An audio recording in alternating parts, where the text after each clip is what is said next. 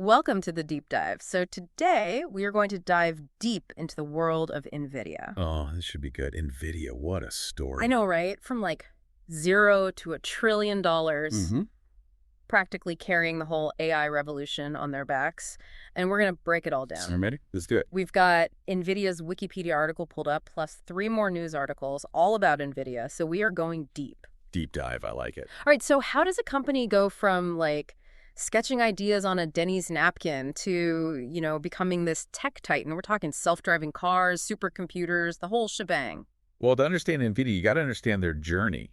And it all starts, like you said, not in a fancy Silicon Valley office, but in a Denny's back in '93. Denny's. Can you imagine pitching your billion-dollar tech company idea over a Grand Slam breakfast? Right. Wild. Right. But here's the thing. Back then, everyone thought graphics acceleration was the next big thing. Really? I had no idea. Oh, yeah. There were like 70 companies all fighting to dominate that market. Most of them went bust, obviously. 70? That's insane. So what made NVIDIA different? How'd they survive when everyone else went under? Well, they were one of the few who truly understood the potential of GPUs, graphics processing units. Remember those? Vaguely. They make the graphics in video games look all fancier. Exactly. But NVIDIA saw beyond just gaming. They knew GPUs could do so much more, could handle massive amounts of data. They were already thinking about AI back then, even if they didn't call it that. Wow, talk about visionaries. Right. But they almost didn't get the chance. They were on the brink of bankruptcy. And then Sega came along. Wait, Sega? Like Sonic the Hedgehog Sega? The one and only. They were working on their Saturn console and needed a graphics card powerful enough to bring their vision to life. Enter NVIDIA. Exactly. NVIDIA had this new card, the Riviera 128, and it was a game changer. Literally. It blew everything else out of the water. So Sega basically saved them. You could say that. Sega's investment was a lifeline, but it was also a smart bet on the future of graphics. The Riviera 128 put NVIDIA on the map. Gamers loved them. It's crazy how one decision, one product can change everything. Totally. And the thing about NVIDIA is they didn't just ride that wave. They kept innovating. They kept pushing the boundaries of what GPUs could do, and that's how they became the powerhouse they are today. From Denny's to dominating the tech world, it's a pretty incredible story. It really is.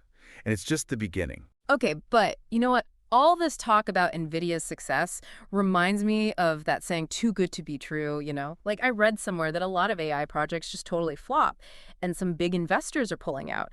Is NVIDIA's success like built on a house of cards? What do you think? I see where you're coming from.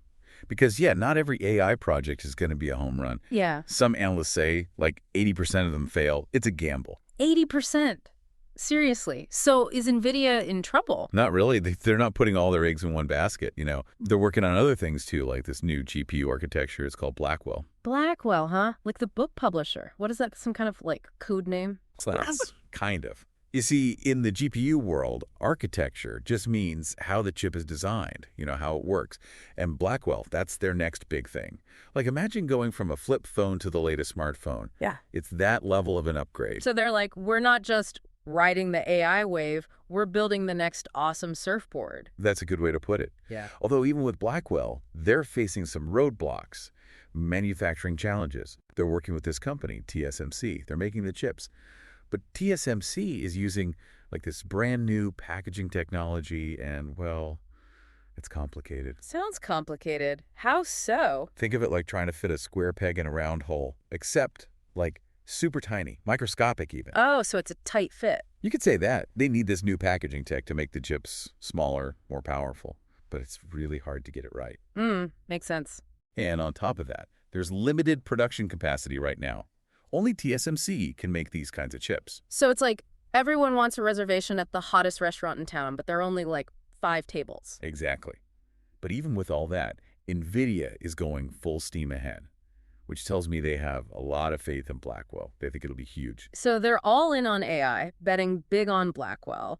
But it's not just about gaming and AI for them anymore. Right. NVIDIA gets it. It's not just about powerful chips. It's about building a whole world around them. Software, platforms, partnerships, you name it. Okay, so what else are they up to? Give me the highlights.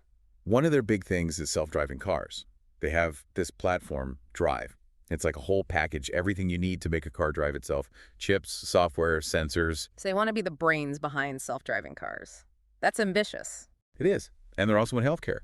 They've got this platform, Clara. It uses AI to speed up medical research and drug development. Pretty cool stuff. Wow, from self-driving cars to fighting diseases. NVIDIA, they get around, but it hasn't always been easy, right? Didn't they have some issues, some controversies? Well, yeah. Being a tech giant, everyone's always watching you.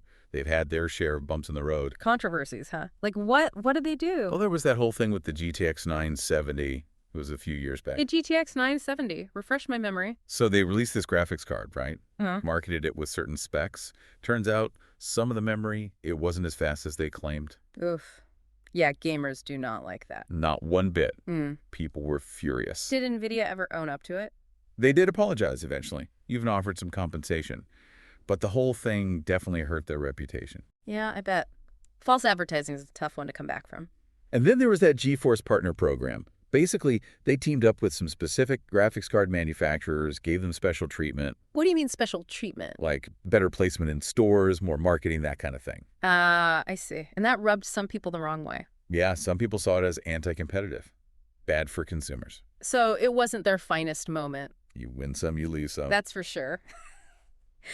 So, big picture time. We've talked about their wild ride from Denny's to AI domination. What should the average person take away from all of this? Like, should we all run out and buy NVIDIA stock? What do you think?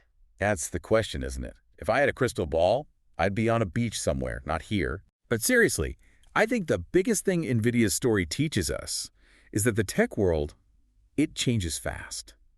What's hot today is gone tomorrow. It's true. So the companies that thrive are the ones who can adapt, who can reinvent themselves, like NVIDIA did. From gaming to crypto to AI, constantly evolving. They've definitely got that going for them. They do. Will they stay on top forever? Who knows? But it'll be exciting to watch. Exciting is an understatement. It's a story of innovation, ambition, a little bit of luck. Who knows what crazy heights they'll reach next? Maybe someday we'll be talking about how they went from Denny's to, like, ruling the metaverse. Thanks for joining us for this deep dive into NVIDIA. And remember, the only thing we know for sure about the tech world is we don't know anything. Stay curious, and we'll catch you on the next deep dive.